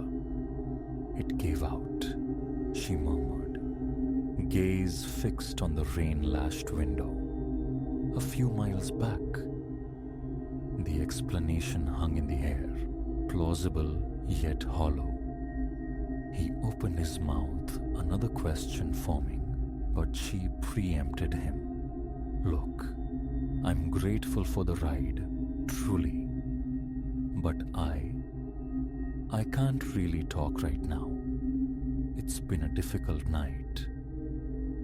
He gave a curt nod, refocusing on the treacherous road, his thoughts churning. Who was she? And what or who was she fleeing? The certainty of her flight settled upon him, cold and undeniable. 15 minutes bled into the storm-lashed journey before strobing lights, blue and red, erupted in his rearview mirror, closing fast. A police cruiser. Damn, Elias muttered. Pushing it a bit, I guess. Don't worry, I'll sort it out. But Lyra wasn't listening. She'd gone ramrod straight, her eyes, wide with stark terror, locked onto the approaching vehicle. No, she whispered, the sound raw. No, please. Don't let them take me. Ice traced its way down his veins. What are you talking about, Lyra? What is this? She turned to him, desperation flooding her features. I'll tell you everything, I swear. Just please don't stop. Drive. If they catch me, I'm dead. He hesitated, foot hovering above the brake. Every sane impulse screamed compliance, screamed to let the authorities handle whatever darkness clung to this woman. But the sheer, unadulterated fear in her eyes bypassed reason. Elias slammed his foot onto the accelerator. The engine howled. The car surged forward, tires spitting water on the glistening asphalt. Behind them, a siren split the night, joined swiftly by more flashing lights. Pursuit. Christ Almighty! The oath ripped from his throat, knuckles white on the steering wheel. What have you dragged me into? Lyra scrabbled in her pocket, producing a small, cloth-wrapped object. She thrust it towards him. Take this, she urged, voice strained. Hide it. They cannot find this. Instinctively, he took the bundle, shoving it deep into his jacket pocket. It felt dense, solid. What is it? Drugs? She shook her head violently. Evidence. Proof. What they've been doing. The corruption. The killings. It's all there. Corruption? Killings? The words slammed into him, reality tilting sickeningly. The car hydroplaned momentarily on a curve. He fought it back under control. The sirens wailed, a relentless, nerve-shredding sound drawing closer.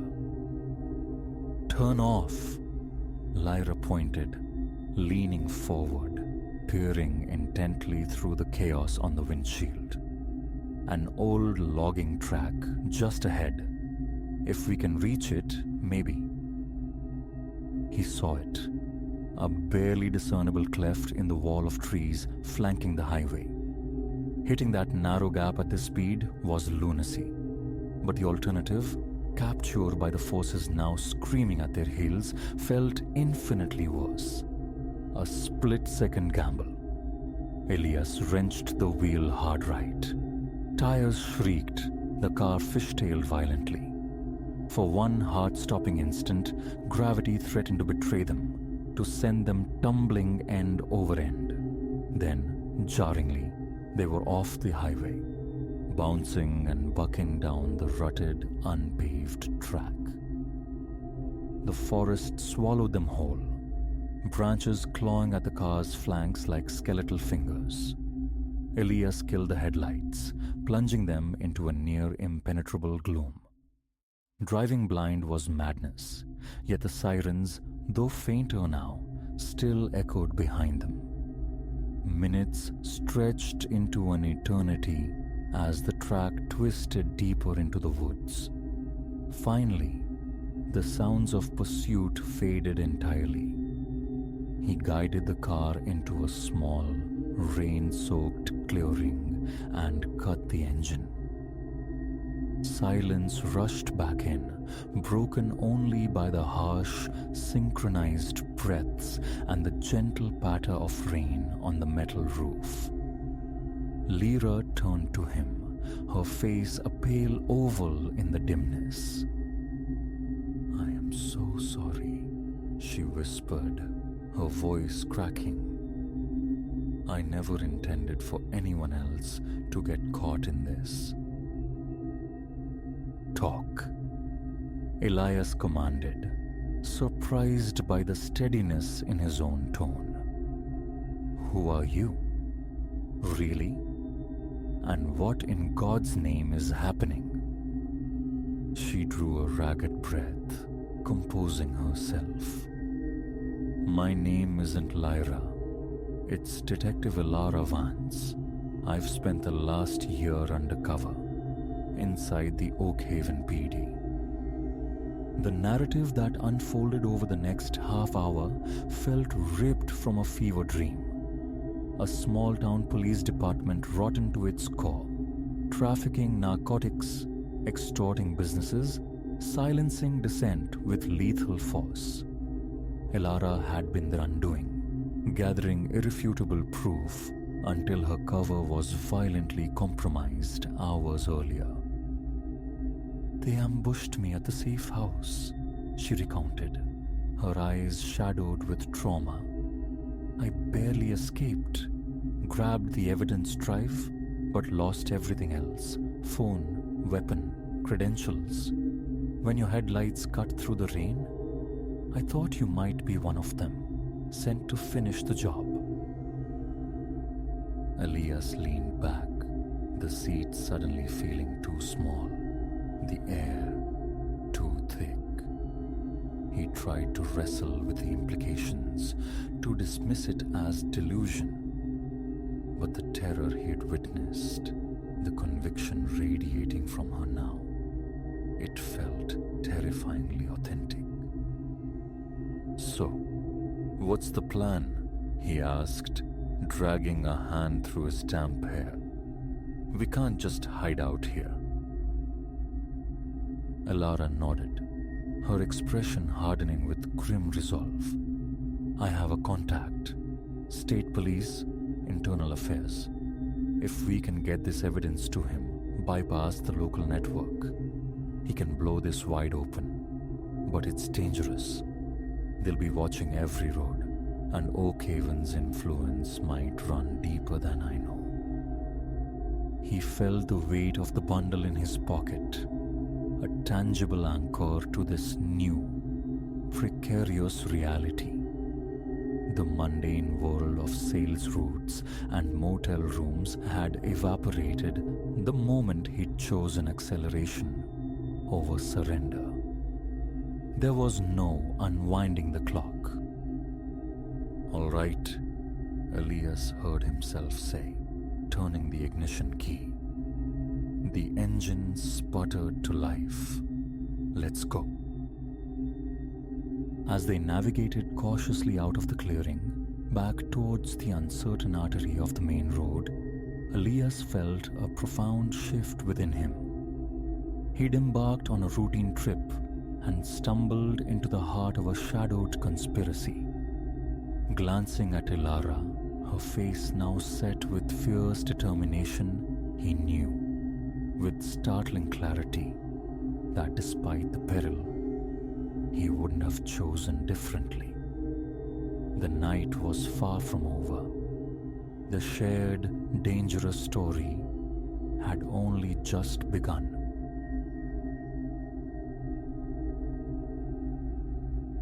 The summons arrived on a Thursday afternoon, unremarkable until the telephone disgorged a voice flat as packed earth. An attorney, whose name evaporated the moment he spoke, informed me of my ascension to proprietorship over a manor house, bequeathed by a kinsman utterly unknown to me, a phantom uncle. The pronouncement hung strangely in the air, a prank poorly conceived. Then came the codicil, delivered in the same monotone. Inhabit the estate for one full cycle of seasons, 12 consecutive months, lest the inheritance dissolve. That solitary snare. Initially a shrug met the news. Bricks and mortar, after all, particularly when rumored to possess considerable scale and worth. A year seemed manageable. My mind conjured possibilities. Restoration, perhaps, followed by a calculated sale. Oblivious I was to the nature of the threshold I was poised to cross. Driving the constricted lane suffocated between towering hedgerows felt like entering a forgotten artery. The sky hung like a bruised eyelid overhead, the air saturated with the scent of sodden foliage. Beneath my tires, loose gravel chattered nervously. I halted before antiquated wrought iron gates, which groaned in protest as I forced them open. Beyond lay a serpentine drive, flanked by desiccated grass and insurgent weeds, culminating in the brooding silhouette of the mansion. 3 stories of weathered stone rose against the overcast heavens, its facade stained by time and neglect. Windows, tall and severe slits in the stone, were mostly blinded by stout shutters. Gravel crunched underfoot as I approached, a tension coiling in my shoulders. The immense front door sported an oversized knocker, a lion's head rendered in cold, heavy brass. It yielded with a protracted creak.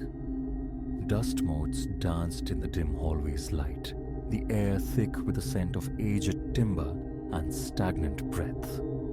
An aura of desertion clung to the space, yet subtle traces hinted at recent, transient passage. Perhaps the solicitor's agents or fleeting custodians. To my right, a grand staircase ascended, its runner threadbare. To the left, a long corridor beckoned, while several doors stood sentinel straight ahead. A flutter of anticipation, the thrill of exploring unclaimed territory, pulsed briefly in my chest. In that instant, equilibrium held. No premonition warned of the reflections waiting on the other side of the glass. My duffel bag slumped by the staircase banister. The strategy: survey each chamber, designate one my sanctuary. Down the corridor I ventured, pushing open doors. Most rooms gaped empty, or harbored skeletal furniture draped in shrouds. One portal revealed a study, a vast, dust-laden desk, shelves groaning under the weight of leather-bound volumes. Floorboards beneath me issued soft complaints. Dust tickled my nostrils, provoking sneezes. Another door swung into a drawing room of lofty ceilings and oppressive drapery. The musty exhalation wrinkled my nose. It was there I encountered the first mirror. Tall, its frame an extravagance of gilded carving, its surface incongruously pristine amid the universal dust, gleamed. My reflection regarded me, eyes darting, hair disheveled from the journey. Wiping perspiration from my brow, I moved onward. Tucked away at the mansion's rear, a kitchen surfaced equipped with obsolete appliances and scarred countertops. A naked bulb flickered reluctantly to life. I tested the faucet. Pipes shuddered violently before spitting water in erratic bursts, a system long dormant. A back door opened onto a courtyard choked with withered flora surrounding a discolored, silent fountain. After a brief survey, I ascended towards the sleeping quarters. The second floor presented a lengthy hallway, doors punctuating either side, each fitted with a cold bronze knob. I selected a room near the corridor's terminus. Inside, a substantial bed frame stripped bare, a wooden dresser, and another tall mirror, twin to the one downstairs. Its immaculate glass perfectly mirrored the room's emptiness. Standing before it, I saw my own fatigue etched in the reflection, the slump of my posture. My left shoulder, stiff from carrying the bag, prompted a small rotation. Then I registered it in the mirror's depths. The door behind me, which I'd left fully open, now stood half closed. A backward glance confirmed it. The actual door was indeed partially shut. A frisson traced my spine. I dismissed it. Uneven hinges, perhaps. A quirk of the old house. This room, then. My bag found a spot near the dresser. The air felt dense, stagnant, compelling me to wrestle open a window, admitting a sliver of the afternoon's breeze laced with a persistent odor of aged carpet. Rummaging for a clean shirt, I noted my phone's dwindling power. A search for a functional outlet commenced. The mansion's wiring seemed archaic, many receptacles appearing dubious. Eventually, one promised life, and the charger was plugged in. That inaugural night unfolded as an extended exploration. Room after room yielded mirrors of identical design, ornate frames, spotless glass. A peculiar obsession of my spectral uncle's? A collector, perhaps? My footsteps echoed on the complaining floorboards as I activated lights, most casting a weak, sallow glow. An unsettling dissonance persisted. The mirrors felt curated, too meticulously maintained for their decaying surroundings. Gazing into them, my own reflection stared back, yet a visceral disquiet brewed deep within. Midnight found me back in my chosen room, exhaustion weighing heavy. I secured the door, seeking refuge in sleep. Silence reigned, save for the sporadic groans of ancient plumbing. A shallow slumber claimed me, only to be shattered around 2 a.m. by a violently racing heart. Cause unknown. Sitting bolt upright, shirt clinging damply, my gaze snagged on the mirror. In the profound darkness, its surface seemed to possess a faint, internal luminescence. I rose, drawn toward it.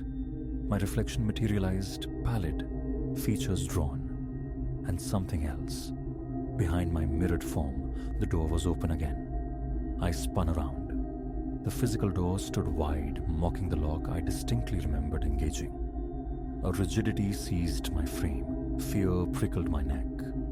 Stepping into the doorway, I peered into the black corridor. Empty. Trembling slightly, I shut the door, locked it once more, and spent the remainder of the night in uneasy vigilance before sleep finally ambushed me. Morning revealed fresh footprints in the hallway dust outside my room. Placing my shoe beside one, I found a perfect match in size. A tightness constricted my chest. Self-reassurance whispered, perhaps a somnambulant excursion. The logic felt thin, unsatisfying. Early still, I descended for coffee. The kitchen exhaled staleness. An old kettle was unearthed, the stove burners requiring several attempts before catching flame. Eventually, a steaming mug of instant coffee, bitter on the tongue, offered scant comfort as I leaned against the counter.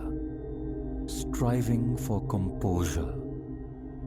Post coffee, I resolved to reclaim the study, needing a functional workspace for the remote real estate dealings that were my livelihood, my bulwark against idleness.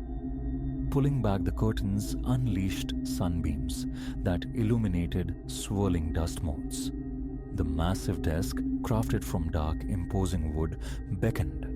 Rag in hand, I began wiping away the grime. Then I saw it. Another mirror, smaller this time, leaning against the wall near the bookshelves. I stooped to relocate it. As I lifted the glass, my reflection arrested me. Frozen, I stared. My face stared back, but a thin crimson line marred the cheek of my mirrored self. My fingers traced my own skin, smooth, unmarked. My mind, surely, was fabricating phantoms. Then, the image wavered.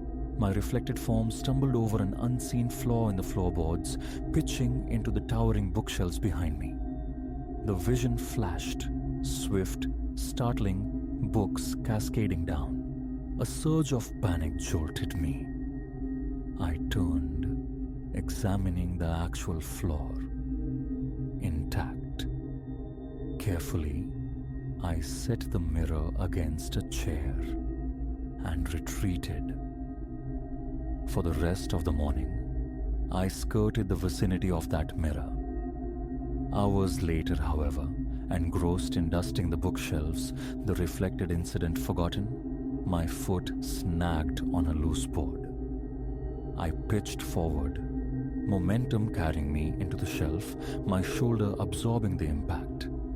Books tumbled, one striking my arm with bruising force. A sharp gasp escaped me as pain radiated outwards. I remained on the floor, heart hammering against my ribs, the precise echo of the mirrored prophecy chilling me to the core. Sweat beaded on my forehead. Nausea churned. The ensuing days became a crash course in the mansion's geography and a strained effort to avoid reflective surfaces. A pattern emerged. Each mirror foretold some imminent, invariably unpleasant event. Never a windfall, never a moment of peace. Sometimes minor mishaps, a dropped plate, a scalded hand on the stove. Other times, more disquieting glimpses, the fleeting image of a stranger standing just behind me in the hallway's gloom. The moorings of my reason felt dangerously loose, yet the contract held me fast. Departure meant forfeiture. A futile strategy formed to defy the mirrored prophecies. If a reflection showed me slipping on wet bathroom tiles, I'd shun the bathroom for the day. But inevitably, necessity would drive me there, or a pipe would burst elsewhere, demanding towels retrieved from that very room, leading to an unwary step on an unseen slick patch. The visions always manifested. One afternoon, the second-floor corridor mirror depicted me tumbling down the stairs, twisting an ankle.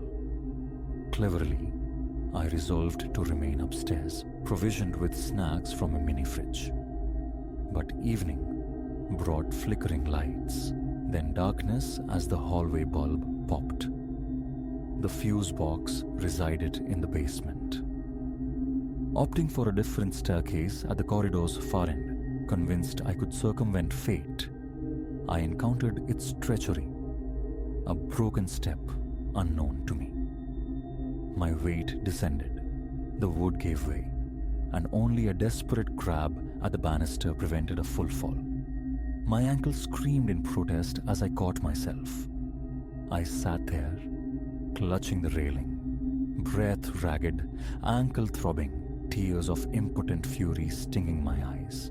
Pushing upright, wincing, I limped back towards my room, the pervasive sense of decay and confinement pressing close. The house felt sentient, constricting. I began to shroud the offending surfaces with lengths of linen. A fragile piece settled. Perhaps this was the solution. Then, late one night, a sharp metallic resonance echoed from the corridor. Flashlight in hand, I emerged from my room. One sheet lay pooled on the floor, the mirror beneath it angled deliberately towards the main staircase. Raising the flashlight beam, I saw my own terrified face reflected. And in the mirror scene, a framed landscape detached itself from the wall above the landing, plummeting to shatter in a starburst of glass near my reflected feet. I recoiled, believing distance offered safety. At that precise instant, a cracking sound split the air overhead. The painting's hook surrendered. The heavy frame crashed to the floorboards scant inches away, glass spraying outwards. I leaped back, heart threatening to rupture my chest, the flashlight beam trembling uncontrollably. Each day devolved into a skirmish against these foreordained moments. No grand catastrophes, just a relentless barrage of minor torments that kept me perpetually ensnared in a low hum of apprehension. My body became a tense, aching landscape. Shoulders knotted, neck rigid, headaches a constant companion. Sleep offered little respite. Every creak and groan of the ancient structure jolted me awake. The mirrors weren't passive observers. They seemed curated, designed to force my witness to these unpleasantries, as if the house itself fed on my fear. Thoughts of flight surfaced, only to be beaten back by the contract's chains and a deeper, colder fear. What if leaving changed nothing? What if the visions were bound not to the house, but to me? The uncertainty settled, a leaden weight in my gut. One evening, the impulse to destroy surged. Hammer procured. From a dusty toolbox, I ascended the stairs, hands unsteady. Before the large mirror in my bedroom, I raised the tool. Hesitation stayed my hand. A primal instinct warned against shattering the glass, fearing unforeseen escalations, fearing the shrapnel. My body quaked. I lowered the hammer, palms slick with sweat, trapped by the dread of consequence. A grim resignation settled over me. I would cease resistance. Witnessing a prophecy, spilled coffee, a slammed cabinet door on my fingers, I would simply brace for the inevitable impact. Perhaps acceptance was the key, but surrender only seemed to sharpen the house's appetite. The incidents grew more frequent, more painful. A trip over a loose rug sent me crashing into a side table, bruising my hip profoundly. A burn seared my arm from a radiator I'd believed dormant. My limbs became a cartography of minor injuries. The house, it seemed, intended to grind me down, piece by painful piece. Mirrors locked away in storage rooms reappeared, inexplicably propped against walls or resting on furniture. Doors I knew I'd secured stood open. Was the house actively manipulating my environment, or was my own mind fracturing under the strain? Appetite dwindled to nothing. I subsisted on dry snacks and water. A perpetual scratchiness afflicted my throat from the omnipresent dust. My eyes stung from chronic sleep deprivation. Contact with the outside world ceased. Friends' calls went unanswered. How could I articulate this creeping madness? Work voicemails accumulated, ignored. Weeks bled into one another. Survival within these walls became my sole creed. The calendar, marked with grim determination, tracked the slow passage of days towards the year's end. Nocturnal patrols with a flashlight became routine. Some windows were boarded over, a flimsy defense against the feeling of being watched. The phone remained close, though reception was patchy, unreliable. Days blurred, indistinguishable in the shared anxiety. My legs ached with the fatigue of constant vigilance, eyelids perpetually heavy. The true horror lay in the helplessness accompanying each new reflection. One morning, brushing my teeth, a small countertop mirror flashed an image. Dropping the toothbrush, splattering paste across my shirt. Trivial, yet it shook me with its mundane certainty. It confirmed the house's method. Not shock and awe, but slow, relentless attrition through 1,000 cuts, large and small.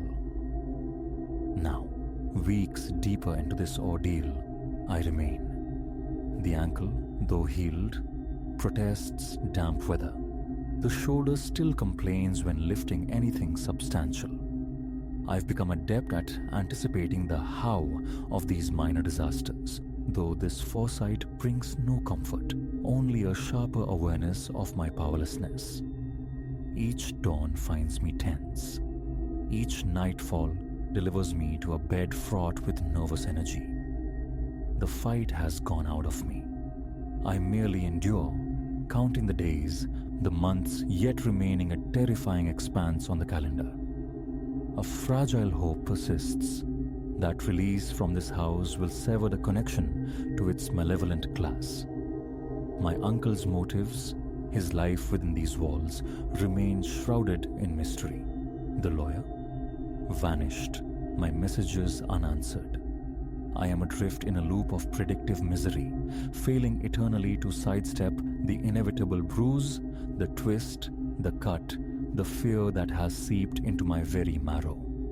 My focus is narrowed to one singular point: surviving the coming months. When the year expires, a choice awaits. Sell this cursed inheritance, or consign it to flame. Just getting out intact is the imperative.